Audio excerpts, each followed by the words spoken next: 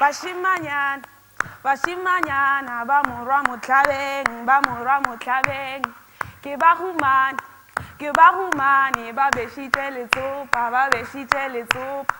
ka ba gopela, gore ba ngathela, ka tlhwa ke dišitšeng, tona tša malome, a se ditona, ke dikolo fela. That is a song that was taught to every young boy in my mother's community as they were growing into the age of being able to go out and shepherd their father or their grandfather's flock. And they'd be taught these songs or poems or stories in order to teach them how to act in certain circumstances in the veld, or how to gather food, or how to deal with fellow shepherds. And this particular song, directly translated, is about a little boy who's out in the veld and he's shepherding his uncle's flock and he's hungry. And along the way, he runs into fellow shepherds who had found something to eat. So he asks them and they dish up for him and they eat together, and this food is able to sustain him. And the underlying message was just about ideas of community and sharing. I think that there are great lessons that can be learned from those who came before us. And we need to acknowledge that we can't get everything right. So in our attempt to better our current situation, I think it's a good idea to take from the wisdom of others. Amongst the many aspects of our societal structure, I want to talk about one in particular, which is the arts. The arts being incorporated into our day-to-day lives, and not just as part of the education curriculum, but as possibly a means of education. There's a common misconception that there's an opposition between, on the one hand, cognition and reason, and on the other hand, feeling and creativity. In his book, The Rationality of Feeling, David Best says that this is one of the myths of the human mind. And the myth is that the human mind exists in two realms, the cognitive, rational realm and the emotive, creative realm. And this is one of the most plausible yet most damaging ideas or understandings of the human mind. It's also quite disastrous for the education credentials of the arts. And it expresses a complete distortion of all the other disciplines, such as science. In other words, it's responsible for why there's such a distance in the education curriculum between all these other disciplines and the arts. And where art is practiced, it's labeled cultural practices and is done voluntarily.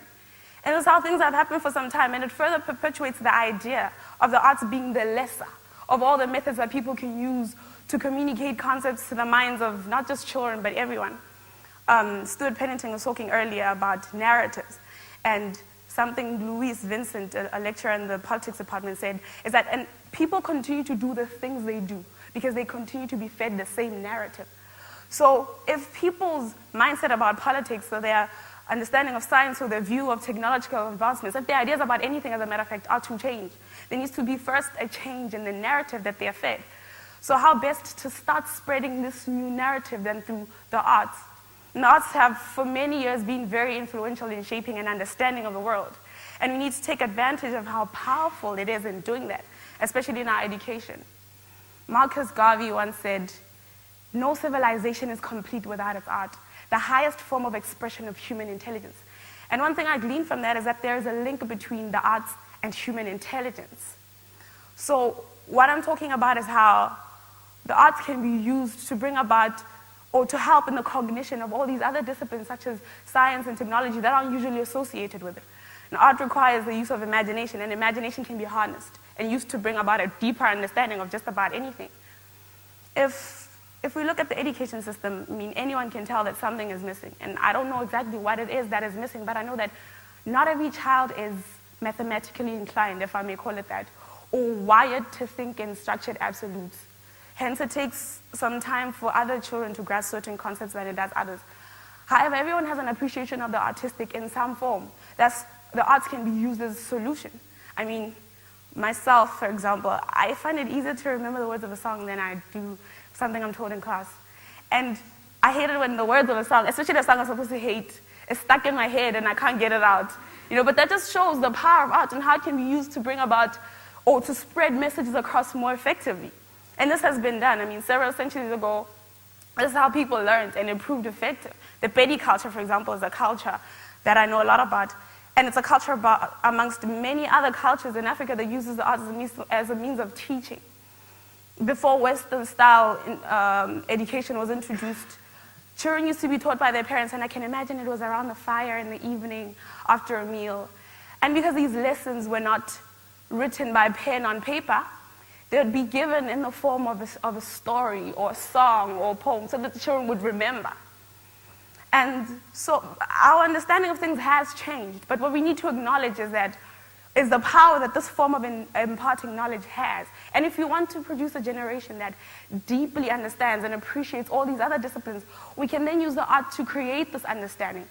And of course, it will be just the start, but as we continue in it, it will perpetuate, as we continue in it, it will sustain itself by generating further ideas.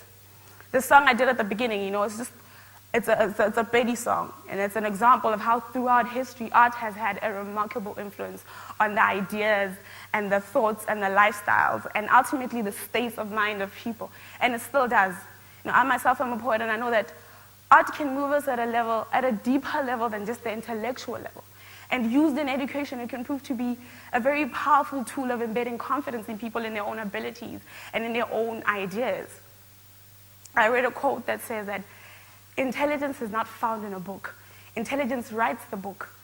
And we can't continue to produce scholars who don't make their own understanding of certain concepts and rely primarily on the ideas of other scholars, because the best ideas are those ideas that generate other ideas.